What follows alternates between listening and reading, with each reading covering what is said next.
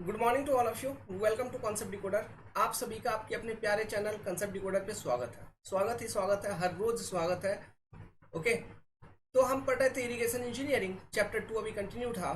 और irrigation engineering के अंदर एक टॉपिक बची है चैप्टर 2 के अंदर, इरिगेशन रिक्वायरमेंट की कंसेप्ट। ठीक है, बहुत छोटी सी टॉपिक है, प्यारी सी टॉपिक है, और इससे बहुत सारे conventional questions, numerical questions, objective questions सब बनते हैं, सब आते हैं। ठीक है, तो इसको लर्न करते हैं, समझते हैं कि क्या है ये इरिगेशन रिक्वायरमेंट। जिसमें से सबसे पहला इरिगेशन रिक्वायरमेंट जो आपका होता है ना, इसे कहा जाता है कंजम्पटिव इरिगेशन रिक्वायरमेंट, या फिर इसको हम शॉर्ट फॉर्म में क्या लिख सकते हैं, CIR, consumptive irrigation requirement. It can be written as CIR। What is this consumptive irrigation requirement? What is this, कैसे समझोगे? मान लो एक फील्ड है, कोई एक खेत है, ठीक है।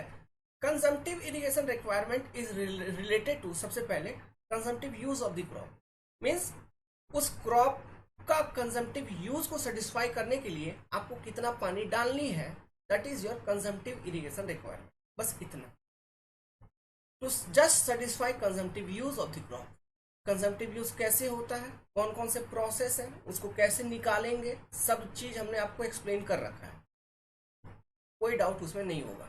ठीक है, तो बढ़ते हैं आगे। तो आपने ये समझा अभी तक कि it is the irrigation water required for the consumptive use of the crop, है ना, जो क्रॉप के एक्चुअली ग्रोथ में चाहिए। तो लेट सपोज एक एग्जांपल लेते हैं कि फॉर कंजम्पटिव यूज, इस क्रॉप का जो कंजम्पटिव यूज है ये कुछ ऐसा है कि इसका एक वैल्यू ले लेते हैं। Let suppose this value is 10 mm per day के बेसिस पे इसका कंजम्पटिव रिक्वायरमेंट है। इतना डेप्थ ऑफ वाटर आपको पर डे प्रोवाइड करनी है इस खेती के ऊपर। This is your requirement, needed. ठीक है, needed, this water is needed for irrigation, है ना, through out the base period of the crop. इतना पानी आपको चाहिए। लेकिन ये जिस सीजन में ये क्रॉप उपजाई गई है, हो सकता है कि उस सीजन में कुछ अमाउंट ऑफ बरसात भी हुआ होगा। लेट्स सपोज कुछ अमाउंट ऑफ बरसात हुई होगी जो कि इस क्रॉप ने यूज किया होगा अपने ग्रोथ में, अपने डेवलपमेंट में, है ना। तो let's suppose that amount of rainfall is your P effective rainfall. यहाँ पे देखिए, इफेक्टिव रेनफॉल इरिगेशन में और हाइड्रोलॉजी में अलग होती है। हाइड्रोलॉजी में जो इफेक्टिव रेनफॉल था आपको समझाया गया था कि that is it is that amount of rainfall above which surface run of affairs. Effective rainfall वो रेनफॉल होती है जिस पीरियड में जब वो होने लगती है ना, तब वहां पे मतलब जितना भी पानी है अब वो सरफेस रन ऑफ के फॉर्म में अपियर होगी, इन्फिल्ट्रेशन सेटिस्फैक्शन हो चुकी है। समझ रहे हो बात को? तो that was your effective rainfall in hydrology. But in irrigation engineering, effective rainfall is defined as the amount of water that the crop must use, है ना, जो क्रॉप अपने में यूज कर रहा है, अपने ग्रोथ के लिए यूज कर रहा है, अपने ग्रोथ के पर्पज के लिए यूज कर रहा है ना, रेनफॉल का पानी, दैट अमाउंट ऑफ वाटर। तो किसी एक क्रॉप पीरियड के दौरान, किसी एक बेस पीरियड के दौरान, किसी भी क्रॉप का अगर बरसात हो जाती तो obviously that water will be used by the crop.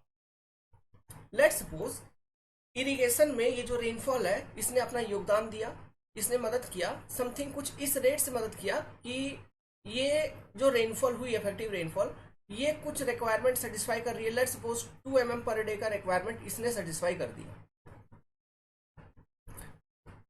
2 mm per day का रिक्वायरमेंट आपका इफेक्टिव रेनफॉल ने सेटिस्फाई कर दिया। So what will be the consumptive irrigation requirement now, CIR? Simply consumptive use जो कि रिक्वायर्ड था minus P effective, effective rainfall. Unit में अलग अलग यूनिट के फॉर्म में आपको क्वेश्चन में दिया जा सकता है चीजें, लेकिन उसको किसी भी जो भी यूनिट आपको गिवन है, यहाँ पे तो हमने रेट के फॉर्म में लिखा है, mm per day, mm per day, ऐसा हो सकता है आपको वॉल्यूम के फॉर्म में दिया गया हो, है ना। कंजम्पटिव यूज इतना है तो इतना टाइम पीरियड है, तो उतना टाइम पीरियड में आप टोटल वॉल्यूम ऑफ वाटर निकाल लेंगे, है ना। तो मतलब अगर आपको ये खेती का एरिया भी गिवन है तो मान लो, है ना, आपको कंजम्पटिव यूज दिया हुआ इस क्रॉप का, तो आप क्या करोगे, आप सिंपली उसको टाइम के साथ, बेस पीरियड के साथ मल्टीप्लाई करोगे, तो टोटल डेप्थ ऑफ वाटर मतलब डेल्टा पता चल जाएगा क्रॉप का क्या। डेल्टा मालूम होगा ना, तो वो डेल्टा से आप एरिया को मल्टीप्लाई कर दोगे तो that much volume of water you must provide for crop, उसका कंजम्पटिव यूज रिक्वायरमेंट है वो, जस्ट फॉर क्रॉप। और कुछ नहीं बोल रहा हूँ यहाँ पे, तो जितना बोल रहा हूँ उतना ही समझिए, बस क्रॉप के लिए उतना वॉल्यूम ऑफ वाटर। अब मान लीजिए वो क्रॉप के ग्रोथ पीरियड के दौरान कुछ समय 15 दिन 20 दिन बरसात हुई एक पर्टिकुलर रेट के साथ, तो वो 15-20 दिन में टोटल कितना वॉल्यूम ऑफ वाटर आया वो भी कैलकुलेट हो जाएगा। इन दोनों को सब्ट्रैक्ट करेंगे तो आपको निकल जाएगा कंजप्टिव इरिगेशन रिक्वायरमेंट, कि इतना पानी हमको एक्स्ट्रा प्रोवाइड करनी होगी वहाँ पे खेती में। तो ये चीज बताती है कंजम्पटिव इरिगेशन रिक्वायरमेंट। और ये जो पानी आप प्रोवाइड करोगे ये ओनली आपका ये क्रॉप यूज कर रहा है, और कुछ भी इसमें किसी भी तरह का लॉसेस वॉसेस हमने कुछ कंसिडर नहीं किया है। This is just used by the crop, है ना। So this is called your consumptive irrigation requirement. इस तरह से हम निकालेंगे CU माइनस पी इफेक्टिव। अगर इफेक्टिव रेनफॉल हुआ है तो लेंगे, अगर नहीं हुआ है तो नहीं लेंगे, कोई बात नहीं है। अगर हुआ है तो लेना पड़ेगा ना, तो फॉर्मूला में तो हमको जोड़ना पड़ेगा, तो हमने जोड़ के आपको एक फाइनल फॉर्मूला दे दिया यहाँ पे। CIR इस तरह से निकलेगा। क्लियर है, नो डाउट। तो इसको लिख लीजिए और ये 2 पॉइंट यहाँ पे ऐड कर दीजिए, लिख लीजिए और ये लिख लीजिए CU equal to consumptive use and P effective मतलब इफेक्टिव रेनफॉल और यूजफुल रेनफॉल। इसको हम यूजफुल रेनफॉल भी कहते हैं मेरे भाई, मेरे डियर सिस्टर्स, ठीक है। लिख लीजिए इसको। Second, net irrigation requirement.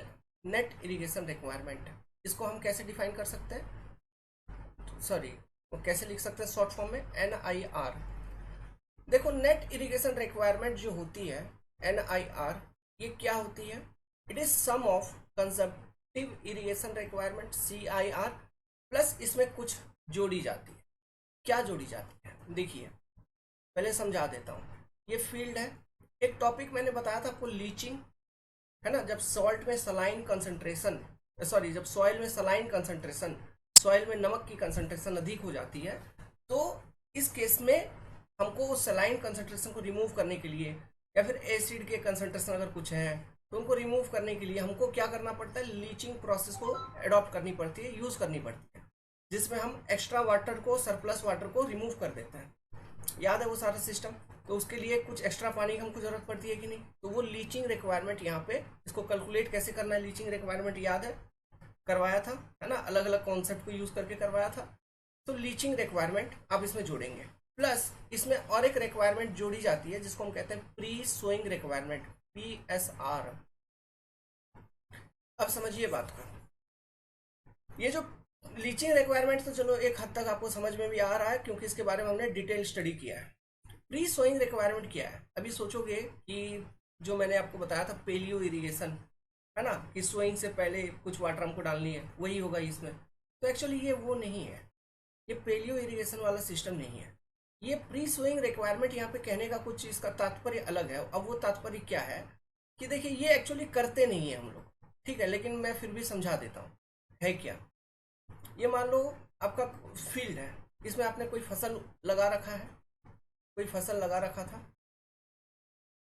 है ना, कोई फसल आपने पहले से ही लगा रखा है। अब क्या करना है आपको कि ये फसल को आप कटाई करोगे, हार्वेस्टिंग का टाइम आ गया मान लो, इसका कटाई करोगे। कटाई करने के बाद आपको क्या करना है, अगला सीजन में, अगला सीजन के लिए आपको इसमें फसल डालनी है कि नहीं, है ना। तो हम क्या करते हैं, हार्वेस्ट करने से पहले ही जो सॉइल का स्पेसेस अवेलेबल है ना, इस जगह पे हम बीज को बो देते हैं, बीज को बो देते हैं, है ना। इस जो जो स्पेसेस खाली है वहाँ पे बीज को बो दिए, है ना, मतलब सोइंग कर दिए। फिर अब उन बीज को वहाँ पे लगाया है, मतलब हार्वेस्टिंग से पहले ही बीज को लगा दिया, है ना। वो खेत से अभी फसल काटे नहीं हो, लेकिन अगले सीजन के लिए बीज को लगा दिया आपने, तो इरिगेशन तो करना होगा। तो वो जो इरिगेशन हम करेंगे तब जो पानी हमको चाहिए उसी को कहते हैं प्री सोइंग रिक्वायरमेंट, PSR। तो जनरली इस मेथड से हम खेती करते नहीं है ना, तो जनरली ये अडॉप्ट नहीं करते हैं। तो आपको नेट इरिगेशन रिक्वायरमेंट में रेयरली ही प्री सोइंग रिक्वायरमेंट के बारे में पूछेगा, या फिर ये वैल्यू दिया रहेगा। लीचिंग रिक्वायरमेंट तक दिया रहेगा, लेकिन PSR का वैल्यू आपको नहीं दिया रहेगा क्वेश्चंस में। तो आप बोलोगे नेट इरिगेशन रिक्वायरमेंट तो कैसे निकलेगा सर, अरे नहीं दिया है तो निकल जाएगा, कोई बात नहीं, नहीं दिया है नहीं लेंगे, दिया है तो लेंगे। समझ रहे बात, ठीक है, उस तरह से। सो ये तीन चीज आप जोड़ दोगे तो आपको निकल जाएगा नेट इरिगेशन रिक्वायरमेंट। ओके, तो इसको लिख लीजिए और इन दो पॉइंट्स को इसमें ऐड कर दीजिए। एल आर का मतलब है leaching requirement, P S R का मतलब है प्री सोइंग रिक्वायरमेंट, और इसके नीचे लिख दीजिए प्री सोइंग रिक्वायरमेंट के नीचे it is rare type of requirement, rare type of requirement.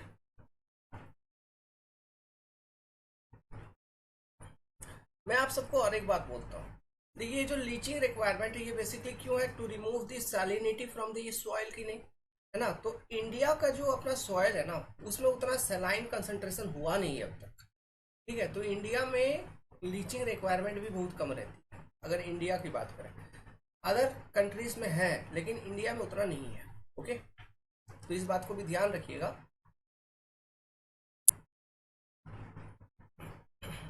India में अगर था भी तो थोड़ा साउथ इंडिया की तरफ अधिक आपको देखने को मिलता है।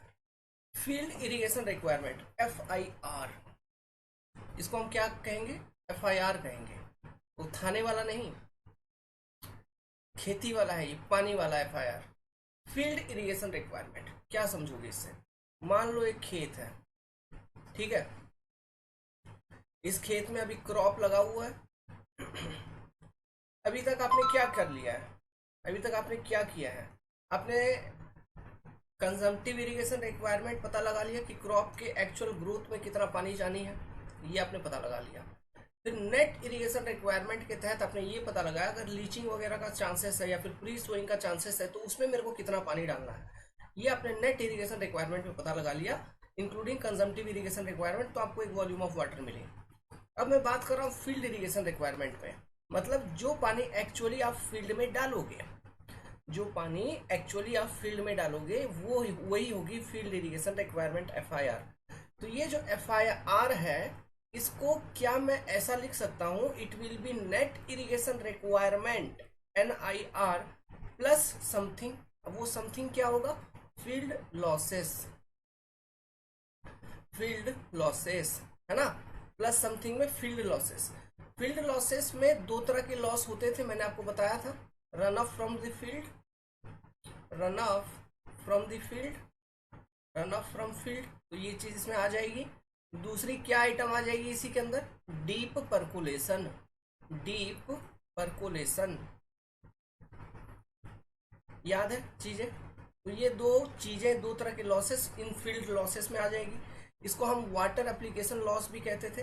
तो याद करो वो वाटर एप्लीकेशन एफिशिएंसी को, अब याद करिए वाटर एप्लीकेशन एफिशिएंसी को। सो वहां से इन लॉसेस को हम कैलकुलेट कर सकते हैं इजीली, है ना।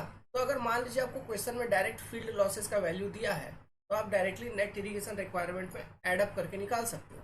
अगर मान लो आपको डायरेक्टली वैल्यू नहीं दिया है तो हम कैसे निकाल सकते हैं, by using the concept of water application efficiency, है ना। अगर आपको ईटा ए का वैल्यू गिवन है, अगर आपको ईटा ए का वैल्यू गिवन है मीन्स ईटा ए, ये क्या है, water application efficiency, water application efficiency. याद है चीजें एक्सप्लेन किया गया आपको।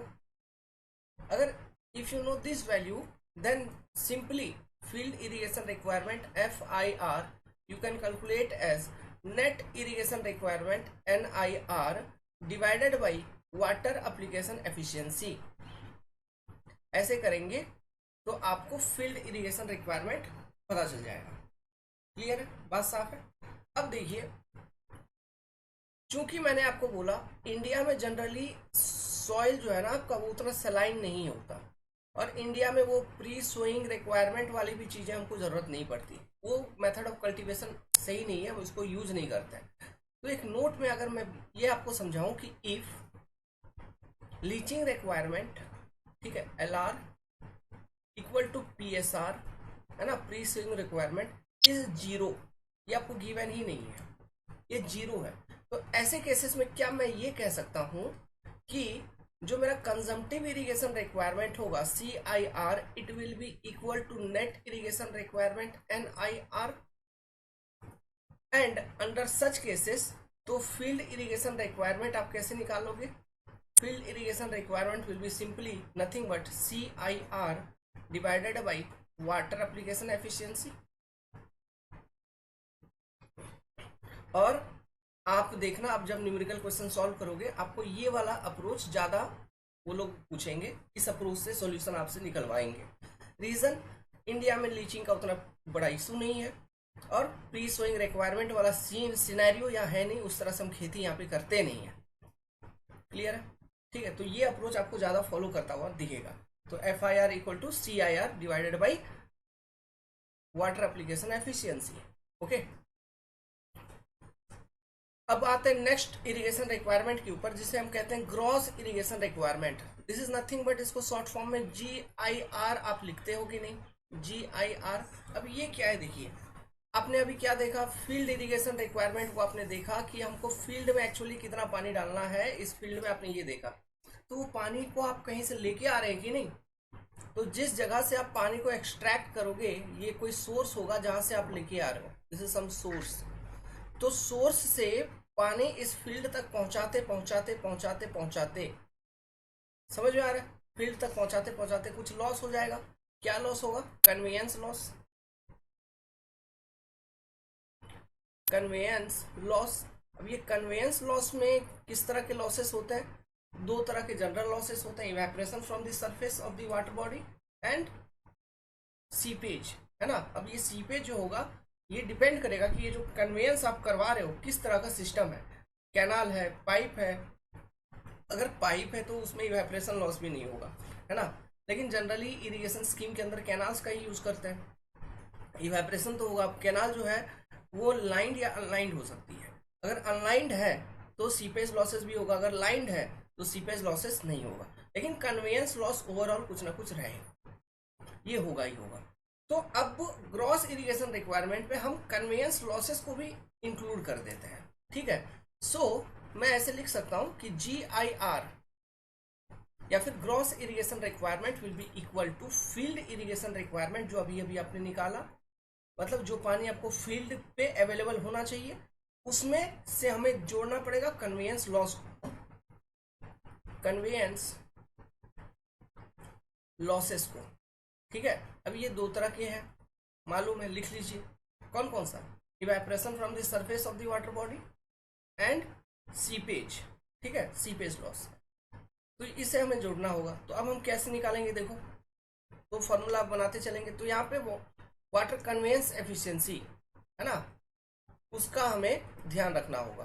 मतलब वो चीज का वैल्यू आपको दिया रहेगा, इटा सी का वैल्यू आपको दिया है वाटर कन्वेयंस एफिशिएंसी। सो आपको वाटर कन्वेयंस एफिशिएंसी दिया गया है। So gross irrigation requirement GIR you can easily calculate by using field irrigation requirement, जो आपने कैलकुलेट कर लिया है। इसमें हम डिवाइड कर देंगे वाटर कन्वेयंस एफिशिएंसी इटा सी को, इस तरह से निकल जाएगा। ठीक है, अगर दूसरा वाला अप्रोच लेके चलोगे, मतलब based on net irrigation requirement, तो ये देखो, ये फील्ड इरिगेशन रिक्वायरमेंट को अगर इसी फॉर्मूला को एक्सपैंड करूं, फील्ड इरिगेशन रिक्वायरमेंट को मैं ऐसे लिख सकता हूं, it is nothing but net irrigation requirement divided by water application efficiency, है ना, इनटू क्या हो गया यहाँ पे 1 बाई इटा सी। सो ये फाइनली इसको NIR divided by eta A and eta C, sorry eta A and इटा सी, ये बन रही है। अब ये जो चीज बन रही है ना, इटा ए एंड इटा सी, दिस प्रोडक्ट, इसका एक अपना ही स्पेशल नेम है। अब ये नेम क्या है? इटा ए एंड इटा सी मल्टीप्लाइड, ये प्रोडक्ट जो है, सॉरी इटा ए नहीं, eta C, this product is called overall irrigation efficiency. तो कभी कभी एग्जाम में आपको ओवरऑल इरिगेशन एफिशिएंसी पूछ लेगा, है ना, ओवरऑल इरिगेशन एफिशिएंसी इसी को कहा जाता है। ये ओवरऑल इरिगेशन एफिशिएंसी को आप कैसे रिप्रेजेंट करोगे? इटा ओ या फिर इटा नॉट, है ना, ऐसे हम इसको प्रोनाउंस करते हैं, बोलते हैं। Will be equal to what? Will be equal to simply eta A into इटा सी। सो चलते हैं फिर ग्रॉस इरिगेशन रिक्वायरमेंट के ऊपर। तो जो ग्रॉस इरिगेशन रिक्वायरमेंट थी, तो जो ग्रॉस इरिगेशन रिक्वायरमेंट थी आपकी GIR, तो इसका वैल्यू मैंने आपको अभी दिया कि net irrigation requirement NIR divided by eta A into eta C. मैं इसको डायरेक्टली ईटा नॉट लिख सकता हूँ ऐसे, ठीक है। अब देखो इसको और अलग तरह से तोड़ सकते हो, इफ यहाँ पे नोट लगा के, अगर LR and PSR leaching requirement and pre sowing requirement is not given 0, ठीक है, तो आप यहाँ पे एक नोट लगा दो, इफ। सेकेंड अलग कॉन्सेप्ट ले चलते हैं, यहाँ पे एक नोट लिख लो, नोट में कह दो अगेन यहाँ पे इफ LR और PSR दोनों का वैल्यू 0 है, तो इस केस में क्या होता है, इस केस में आपका NIR इक्वल टू CIR हो जाएगा, है ना। सो आप सिंपली GIR को कैसे निकाल लेंगे, CIR divided by eta not, है ना, ओवरऑल एफिशिएंसी, ऐसा समझ रहे हो, इस तरह से फॉर्मूला को तोड़ मोड़ के। सो बेसिकली क्या क्या किया गया पहले केस में कंजम्पटिव यूज पर बेस्ड रिक्वायरमेंट को देखा गया, इफेक्टिव रेनफॉल की वैल्यू को सब्ट्रैक्ट करते हुए अतिरिक्त कितना पानी आपको डालनी है। फिर सेकंड केस में नेट वाले केस में लीचिंग अगर करनी पड़े या प्री सोइंग करनी पड़े तो उसमें कितना पानी डालना, उस चीज को देखा गया। तीसरा केस में क्या किया गया, फील्ड में जब आप पानी अप्लाई करोगे तो फील्ड एप्लीकेशन लॉसेस हो जाएंगे, है ना, तो उन लॉसेस को ऐड करके फिर पानी का वॉल्यूम बताया गया कि अब फील्ड में मेरे को इतना डालनी है। चौथा, जो सोर्स से आप लेके आ रहे हैं उस सोर्स से लाते लाते कन्वेंस लॉस हो जाएगा, तो फोर्थ स्टेज में आप उस कन्वेंस लॉस को भी ऐड कर रहे हैं इसमें। तो इस तरह से 4 इरिगेशन रिक्वायरमेंट आपको निकल के आती है। इस पर बेस्ड बढ़िया कन्वेंशनल क्वेश्चन वो लोग बना के डाल देता है। इरिगेशन इंजीनियरिंग के अंदर क्वेश्चन सॉल्विंग में यूनिट का बहुत बड़ा रोल होता है, हर वक्त यूनिट पर ही ध्यान दीजिए। यूनिट पर अगर ध्यान दिए हैं सब क्वेश्चंस बहुत आसानी से इजीली समझ में आ जाएगा। कंसेप्ट होना चाहिए लेकिन यूनिट पर ज्यादा ध्यान दीजिए, ठीक है। सो अगर आपसे एक ऑर्डर पूछा जाए तो GIR सबसे बड़ा, उससे छोटा कौन, GIR से जस्ट छोटा आपका FIR फील्ड इरिगेशन रिक्वायरमेंट, इससे जस्ट छोटा कौन NIR नेट इरिगेशन रिक्वायरमेंट, इससे जस्ट छोटा कौन CIR कंजम्पटिव इरिगेशन रिक्वायरमेंट। समझ में आ रहा है, CIR सबसे छोटा है, ओके। उसके बाद NIR, फिर FR, फिर GIR, ये याद रखिएगा। और किस चीज को कैलकुलेट करने में क्या देखा गया, देखिए CIR में P इफेक्टिव का बात कंसिडर किया गया, P इफेक्टिव को कंसिडर किया गया है CIR में। NIR को निकालते वक्त leaching requirement and pre sowing requirement PSR दोनों को कंसिडर किया गया है। FIR को निकालते वक्त फील्ड लॉसेस को देखा गया है, फील्ड लॉसेस को। सो इसको देखा गया तो इसका कॉन्सेप्ट हम वाटर एप्लीकेशन एफिशिएंसी को यहाँ पे यूज कर लेते हैं। GIR को निकालते वक्त क्या देखा गया है, कन्वेयंस लॉसेस को, कन्वेयंस लॉसेस को। सो कन्वेयंस लॉसेस को यहाँ पे देखा गया है, इसको निकालते वक्त हम वाटर कन्वेयंस एफिशिएंसी ईटा सी का इस्तेमाल कर लेते हैं। शॉर्ट फॉर्म में हो गया पूरा का पूरा कॉन्सेप्ट, ध्यान रहेगा आपको, ठीक है। सो इसी के साथ ये टॉपिक खत्म हो गई overall and chapter 2 is completed. अब हम आगे अपने मेन पार्ट पे न्यूमेरिकल सॉल्व करेंगे, जबरदस्त सेशन चलेगी, इंटरेस्टिंग होगा, है ना। न्यूमेरिकल सॉल्व करेंगे, इसका वीडियो सबके लिए उपलब्ध होगा। अच्छा, ये वीडियो सबके लिए उपलब्ध होने वाली क्या सिस्टम है, देखिए इरिगेशन इंजीनियरिंग की जो हमारी पेपर है it is paid lecture, paid classes. If you want to enroll into this, अगर एनरोल करना है तो ही करिए, नहीं करना है नहीं करिए, कोई बात नहीं, I am not forcing you. If you want to enroll into complete irrigation engineering subject, then the enrollment fee will be ₹499. Happy Holi का त्यौहार था अभी रिसेंटली, आप लोग जान ही रहे हैं। तो इस त्यौहार के टाइम पे हमने overall enrollment fee for the complete civil engineering हमने रखा था ₹2999 and this subject course what you will be joining will be applicable for, you can prepare for GATE examination, ESE examination, state AE JE examination, SSC JE examination, any examination from which civil engineering subjects are asked। आप किसी भी examination के लिए prepare कर सकते हैं। हर एक exam के लिए कोई अलग अलग फी नहीं है हमारा। सब्जेक्ट ही सब्जेक्ट, सॉइल मैकेनिक्स जो उधर पढ़ेंगे इधर भी यही पढ़ेंगे। इरिगेशन इंजीनियरिंग जो एक बार पढ़ेंगे, अलग अलग एग्जाम में अलग अलग टाइप के क्वेश्चन पूछे जा सकते हैं। वो हो सकता है, किसी में मेंस है, किसी में ऑब्जेक्टिव क्वेश्चन ओनली है, वो अलग चीज है। लेकिन इरिगेशन में इरिगेशन तो इरिगेशन ही रहेगी ना, वो तो नहीं बदल रही है। तो सब्जेक्ट का कोई सब्जेक्ट लेवल प्रिपरेशन नहीं होता, आप इस गलत फहमी में मत रहिए। और ये गलत फहमी में रह के बहुत लुटा चुके हैं आप। कभी जेई लेवल का प्रिपरेशन कर लिया, कभी चलो जेई लेवल में देखा नहीं हो पा रहा, हाँ मतलब अब हमको इम्प्रूव करना है, पहले दिए थे 10,000, अब फिर देंगे हम 15,000 ए लेवल का प्रिपरेशन, फिर नहीं इससे भी नहीं हो पा रहा, अब ईएससी लेवल का। अरे बाबा ऐसा कुछ नहीं है, वो लोग लूट रहे हैं, आप लुटा रहे हो, सिंपल सी बात है।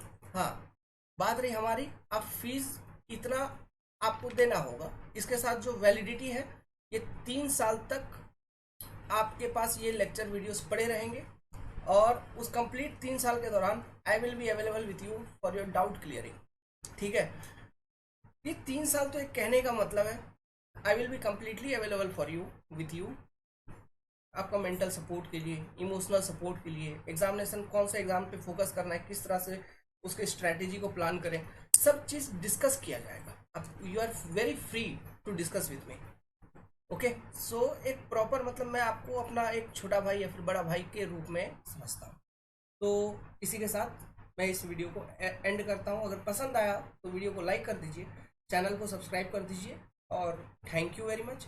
एंड्रॉयड एप्लीकेशन कंसेप्ट डिकोडर की डाउनलोड कर लीजिए, वहीं पर आपको ये कोर्स की सब्सक्रिप्शन अवेलेबल होगी। ये हैप्पी होली का ऑफर है। ऐसे हमारा जो फीस है आप देखे होंगे हमारे यूट्यूब चैनल के ऊपर थंबनेल पे लगा है, राउंड फिगर फी है हमारा 3,999। ये हमेशा के लिए रहता है, एनी टाइम एनी सीजन, जब भी आप आए तो ये पे करेंगे। कंप्लीट इंजीनियरिंग आपको सिविल का बता दिया जाएगा बहुत अच्छे ढंग से। तो बस इतना ही फी होता है। हाँ, लेकिन अभी होली ये आज ही ख़त्म हो जाएगी, ठीक है, रात 12-1 बजे तक, क्योंकि होली ख़त्म हो गई। 2,999, ठीक है। Good luck.